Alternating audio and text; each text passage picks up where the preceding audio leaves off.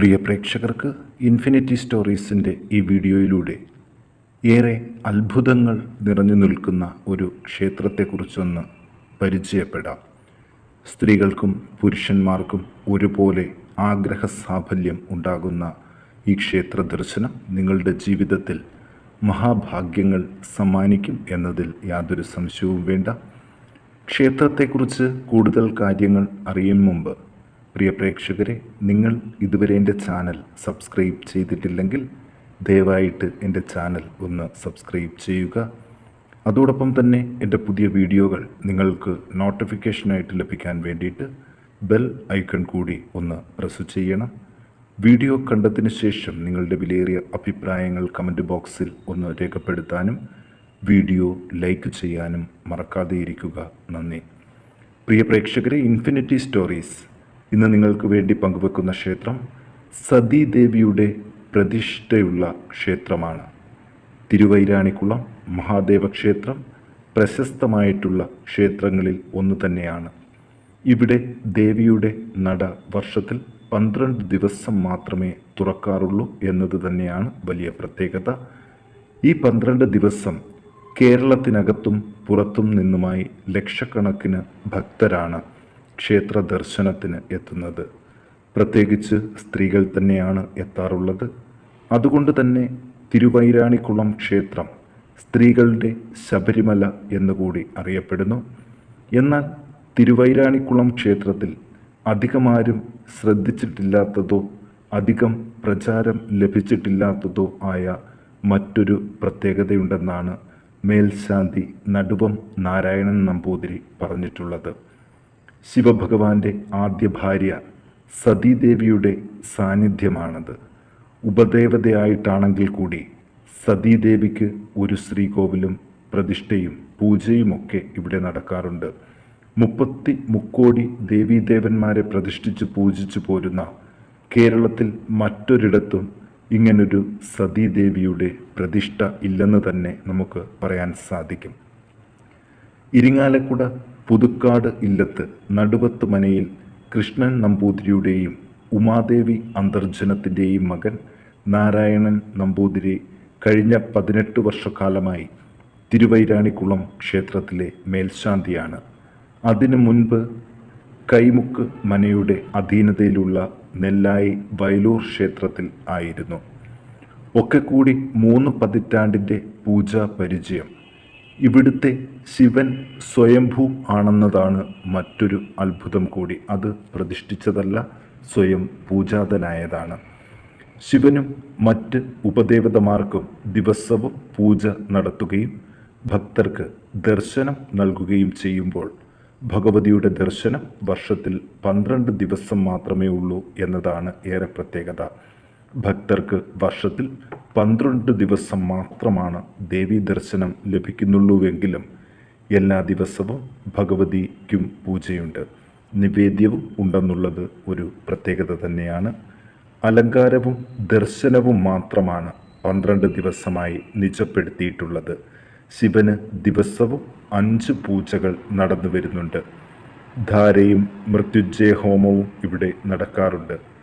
ഇപ്പോൾ കുറേ കാലമായി മൃത്യുഞ്ജയ ഹോമത്തിൽ ഭക്തർക്ക് പങ്കെടുക്കുവാനുള്ള അവസരം ലഭിച്ചു പോരുന്നു. മുൻപ് മൃത്യുഞ്ജയ ഹോമം അകത്താണ് ചെയ്തിരുന്നതെങ്കിൽ ഇപ്പോൾ അത് പുറത്താണ്. അതുപോലെ തിങ്കളാഴ്ചകളിൽ ഉമാമഹേശ്വര പൂജയും ഇവിടെ നടക്കാറുണ്ട്. വിവാഹം നടക്കാനും നടന്ന വിവാഹങ്ങളിൽ ഏതെങ്കിലും തരത്തിലുള്ള പ്രശ്നങ്ങൾ ഉണ്ടെങ്കിൽ അത് മാറിക്കിട്ടാനും കുടുംബസമേതം ഉമാമഹേശ്വര പൂജയിൽ പങ്കെടുക്കുന്നത് നിങ്ങൾക്ക് ഏറെ ഗുണം ചെയ്യും. ശിവപാർവതിമാർ ഒരേ ശ്രീകോവിലിൽ അനഭിമുഖമായിരിക്കുന്ന അപൂർവം ക്ഷേത്രങ്ങളിൽ ഒന്നുകൂടിയാണ് തിരുവൈരാണിക്കുളം. ഒറ്റ ശ്രീകോവിലിൽ കിഴക്കോട്ട് ദർശനമായി മഹാദേവനെയും പടിഞ്ഞാറോട്ട് ദർശനമായി ശ്രീ പാർവതീ ദേവിയെയുമാണ് പ്രതിഷ്ഠിച്ചുള്ളത്. ഇത് ഏറെ അത്ഭുതങ്ങൾ നിറഞ്ഞ ഒന്ന് തന്നെയാണ്. പണ്ട് കാലത്ത് ഇരുനടകളും എല്ലാ ദിവസവും തുറക്കുമായിരുന്നു. പിന്നീട് എപ്പോഴോ ആണ് ദേവിയുടെ നട ധനുമാസത്തിലെ തിരുവാതിര നാൾ മുതൽ 12 ദിവസം മാത്രം തുറക്കുന്ന രീതി ഉണ്ടായത്. അകവൂർ, വെൺമണി, വെട്ടിയൂർ എന്നിങ്ങനെ 3 മനക്കാരുടെ ഊരാൺമ ക്ഷേത്രമായിരുന്നു പണ്ട് തിരുവൈരാണിക്കുളം.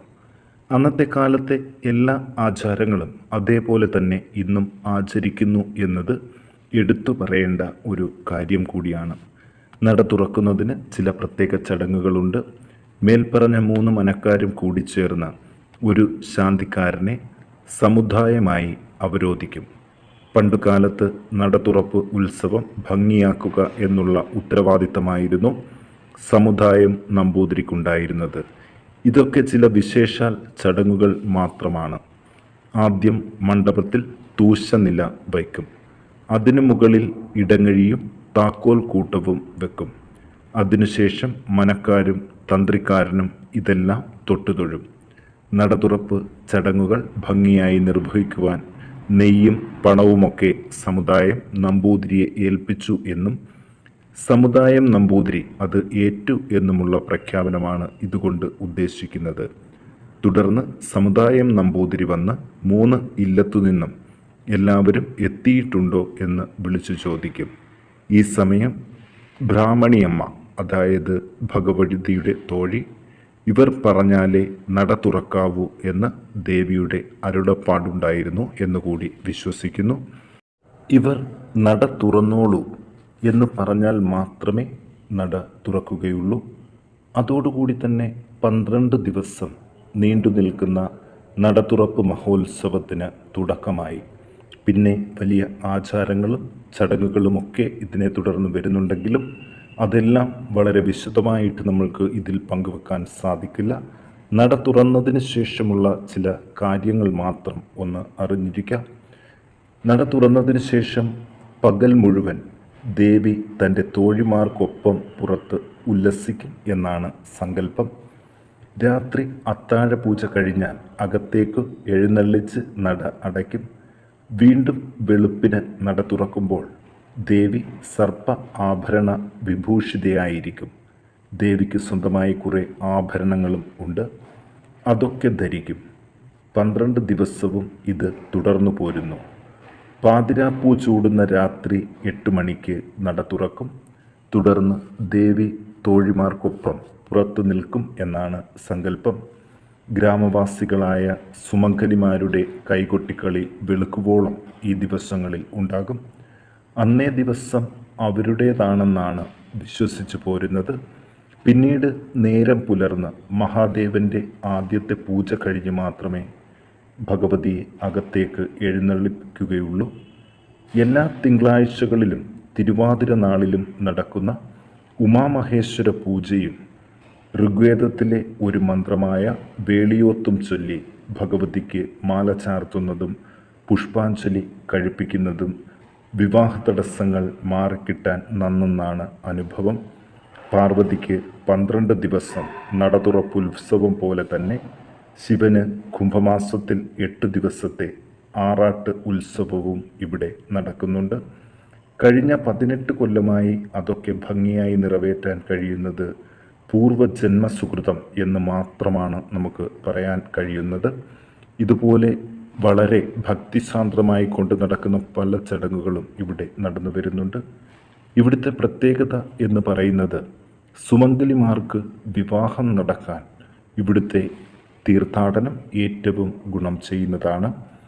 വിവാഹ തടസ്സങ്ങൾ ഉള്ള മക്കളുടെ മാതാപിതാക്കൾ ഇവിടം സന്ദർശിച്ചാൽ ഏറ്റവും ഉത്തമമാണെന്ന് കൂടി വിശ്വസിച്ചു പോരുന്നു.